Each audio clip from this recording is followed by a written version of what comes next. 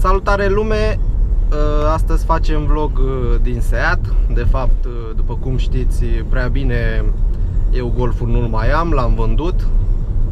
Cei care mă urmăriți pe Instagram sau pe rețelele de socializare știți prea bine treaba asta, dar am zis să fac un episod special cu treaba respectivă, adică să spun cum a decurs treaba cu vândutul Golfului, că foarte mulți dintre voi nu știți treaba asta.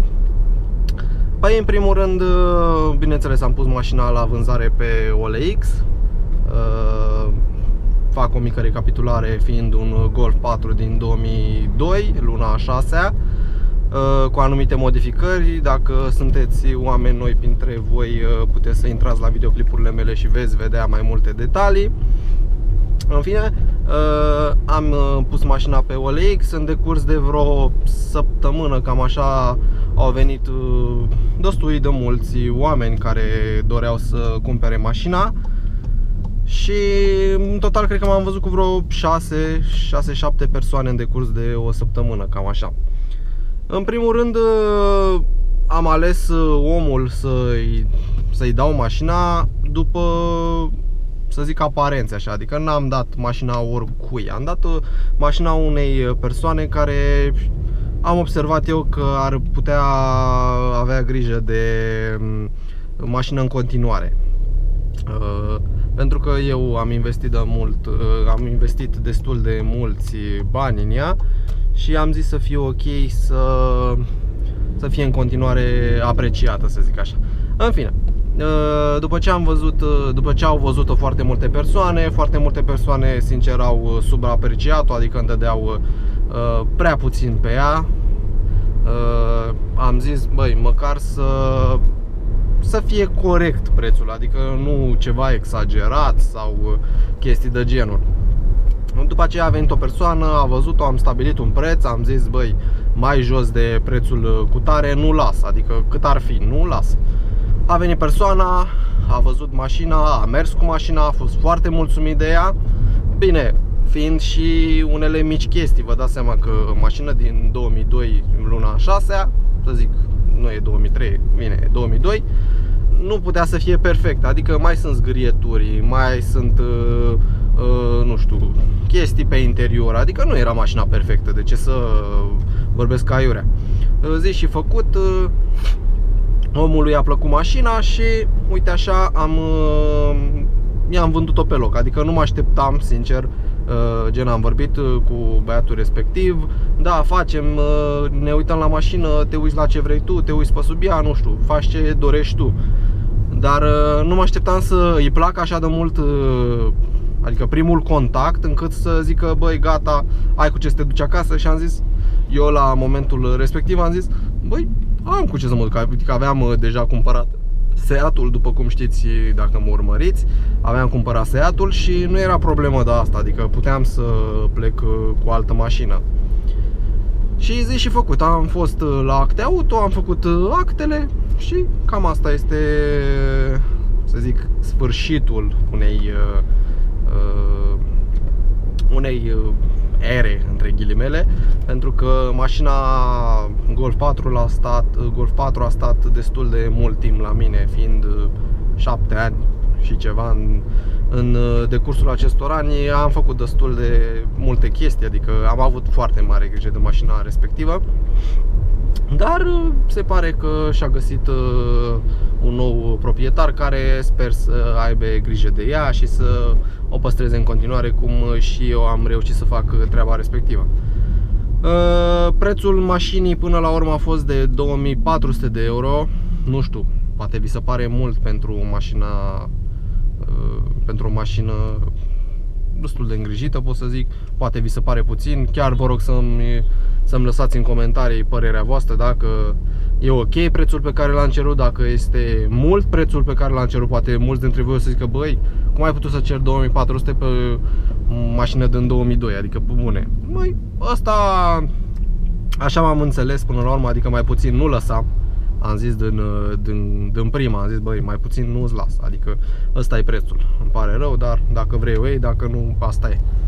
Că zic că cumpărătorii să găseau, nu era problemă să zic că băi, nu mai vând mașina sau nebunii de astea, oricum nu mă grăbeam să o vând, că nu-mi cerea de mâncare și n-a fost nicio problemă.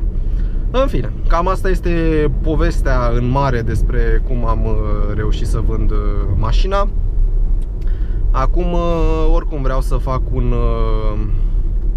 nou... Hai, m-am închis odată mașina. Să fac un nou update, să zic așa, cu Seat-ul.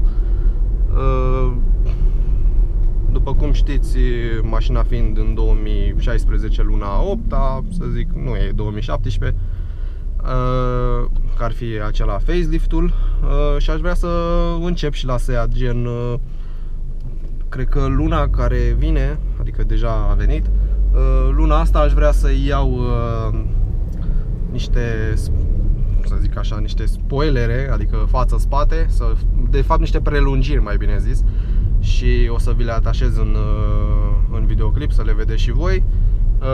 Aș vrea să iau față-spate și încă mă gândesc, nu știu ce să fac, să iau și pragurile sau să nu iau pragurile. Asta încă nu sunt decis. Dar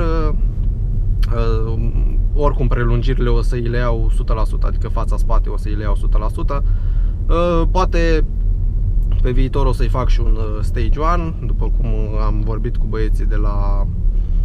am uitat cum le zice, sunt în București, în fine.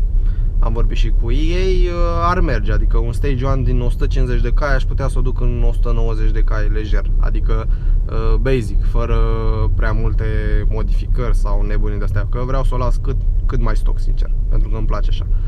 Și o să mai fac niște episoade, de fapt, cum am reușit eu să-mi activez diferite funcții ale mașinii.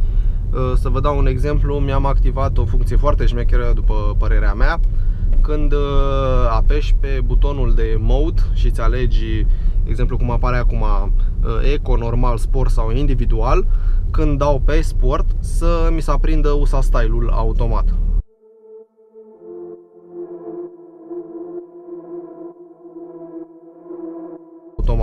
Și când sunt pe normal, să stinge USA Style-ul fără nicio problemă.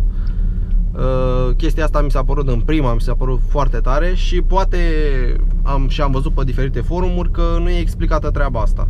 O să fac un videoclip în care să explic cum fiecare punct și o să arăt cum am făcut treaba respectivă și plus alte noutăți. Să vă dau un exemplu, mi-am mai făcut semnalizarea, să zic așa, dinamică, dar nu e dinamică, pe față, pe spate, cu DLR-urile, să semnalizeze cu DLR-urile, o chestie foarte interesantă, tot așa o să pun mici părți, să observați și voi treaba asta. Și oricum o să fac și videoclipurile cu codările respective, cum se face, cum toate nebunile astea, pentru că e un proces destul de amplu, așa, nu e chiar așa simplu cum pare. Gen, nu știu, cum era, nu știu, să bifezi o chestie și gata, aia e. Nu e chiar așa, trebuie modificat anumiți parametri pentru a merge treaba respectivă și nu este chiar așa ușor. Dacă greșești acolo un punct, e cam greu să faci din nou ceea ce ai greșit, că poate nu-ți dai seama ceea ce ai greșit. Asta ar fi cea mai gravă chestie. În fine, plus ce am mai făcut la mașină, nu știu, mi-am mai pus pe oglinzi semnalizări dinamice și anumite chestii și funcții în plus pe care vreau să le mai adaug mașinii, pentru că v-am spus, vreau să o pregătesc de un nou, să zic așa, proiect. Păi cam atât și cu acest episod. Până data viitoare sper să mai fiți cu mine, că am postat cam rar, sincer, dar o să încerc să postez din ce în ce mai des și sper să vă placă episoadele mele. Bun, până data viitoare să conduceți cât mai prudent.